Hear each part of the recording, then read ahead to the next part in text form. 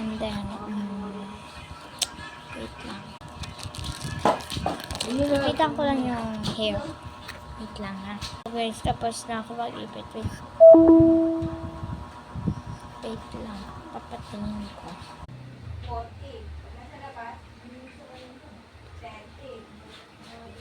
Guys, nakita niyo yun? Yung ano ko, yung hairstyle. Rate nyo guys. So, hindi na ako nakakapag-vlog ng tuka-boka dahil medyo busy ako sa pag-aaral. May marami akong ginagawa.